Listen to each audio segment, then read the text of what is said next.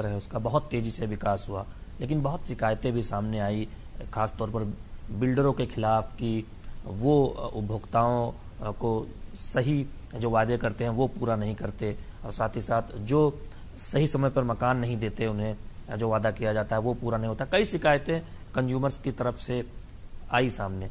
आप रेगुलेटर लाने जा रहे हैं, रियल एस्टेट रेगुलेटर बिल, लेकिन हमने देखा कि एक सहमति नहीं बन पाई और इस बिल को कमेटी को भेज देना। लोकतंत्र में आपस में चर्चा करने के बाद, कमेटियों में विस्तार से चर्चा करने के बाद ब्रॉड कॉन्सेंसस बनते हैं।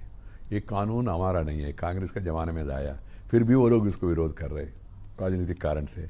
फिर भी हमने सोचा ठीक है, एक बार कमेटी में जाएंगे तो अगला सत्र में इसको लाएंगे और वे जो उसमें आपत्तियाँ है उसको दूर करने के लिए प्रयास करेंगे। हमने सबसे सलाह मशुरा करके देश भर में नेरेडको से, क्रेडे से, कंज्यूमर एसोसिएशन से और स्टेक होल्डर से खुद मैं पर्सनली 1 बार 2 बार 3 बार बातचीत किया और जो पुराना अनुभव क्या है उसको भी ध्यान में लिया और जो शिकायतें आ रहे उसको भी ध्यान में लिया और एक समाधान सभी समस्याओं को करने के लिए हमने एक कानून लाया।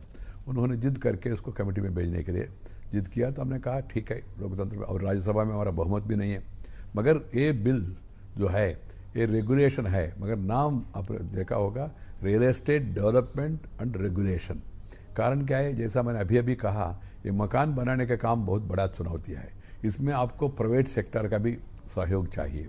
केवल सरकार ही पैसा खर्च करके सबके लिए मकान निर्माण करना प्रैक्टिकली संभव नहीं है। इसलिए गरीब हमारा टारगेट है, जो मध्यम वर्ग और बाकी लोगों के लिए रियल एस्टेट सेक्टर, उस जो प्राइवेट लोग हैं वो लोग रुचि दिखा रहे। हमने इसमें बहुत कदम उठाया, इनकम टैक्स में कुछ छूट दिया, एग्जम्पशन दिया, और हमने एफडीआई अलाउ किया। वो एफडीआई में भी रेगुलेशंस में भी रेस्ट्रिक्शंस जो था उसको भी रिलैक्स किया।